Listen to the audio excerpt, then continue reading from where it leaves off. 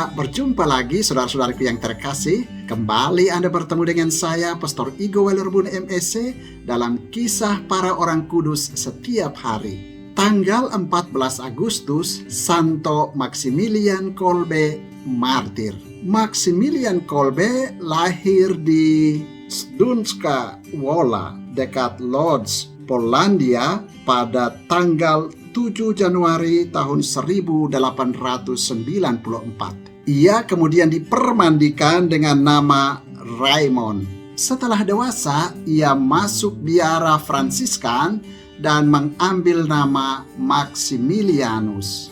Kaul kebiaraan yang pertama diucapkannya pada tahun 1911. Sebagai seorang biarawan Fransiskan, Maximilian dikenal sebagai seorang yang saleh. Pada tahun 1917, ia mendirikan Militia Maria Immaculata di Roma untuk memajukan kebaktian kepada Bunda Maria yang dikandung tanpa noda. Pada tahun 1918, Maximilian ditahbiskan menjadi imam dan kemudian kembali ke Polandia untuk berkarya di sana. Di Polandia, ia menyebarkan berbagai tulisan tentang Bunda Maria dalam buletin Militia Maria Immaculata. Selain itu, ia mendirikan biara di Niepokalanów pada tahun 1927 untuk memberi tempat bagi 800 biarawan.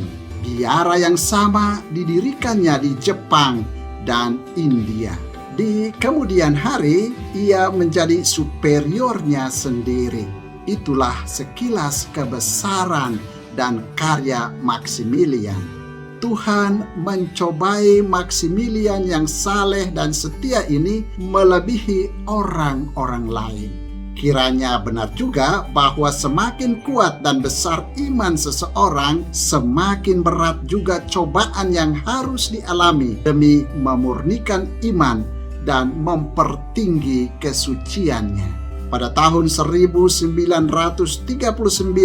Gestapo Jerman yang keji memasuki wilayah Polandia. Diktator Jerman itu yakin bahwa untuk mematahkan semangat orang Polandia perlulah menahan, memenjarakan, dan membunuh para pemimpinnya, baik pemimpin politik maupun pemimpin keagamaan dan para ahlinya. Lebih-lebih, jajaran pers Polandia harus dihancurkan. Maximilian Kolbe dikenal sebagai seorang penulis dan editor majalah. Maka ia ditangkap oleh Gestapo dan diasingkan ke Lambsdorff, Jerman, dan dimasukkan ke dalam kamp konsentrasi Amstutz. Ia pernah dilepaskan, tetapi kemudian ditangkap lagi pada tahun 1941 dan dipenjarakan di Pawiak, lalu dipindahkan ke kamp konsentrasi Auschwitz. Di kamp konsentrasi ini, Maximilian dengan diam-diam menjalankan tugasnya sebagai imam bagi para tahanan yang ada di sana. Dengan kondisi tubuh yang kurus kering, Maximilian turut serta dalam kerja paksa. Penyakit TBC yang dideritanya semakin menjadi parah karena kerja paksa itu.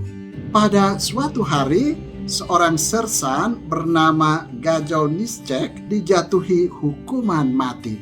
Karena sangat kuat, ia berteriak-teriak menyebut anak-anak dan istrinya. Mendengar teriakan sersan itu, Maximilian Kolbe maju dengan tegap untuk meminta menggantikan sersan malang itu.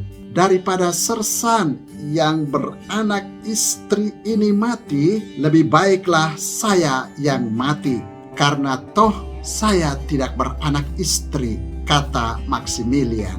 Bersama dengan para sandera lain, Maximilian tidak diberi makan dan minum. Namun ia bisa bertahan sebagai korban terakhir dan baru mati setelah disuntik dengan carbolic acid. Saudara, demikianlah orang kudus yang kita peringati pada tanggal 14 Agustus, yakni Santo Maximilian Kolbe, martir. Santo Maximilian Kolbe, doakanlah kami. Tuhan memberkati.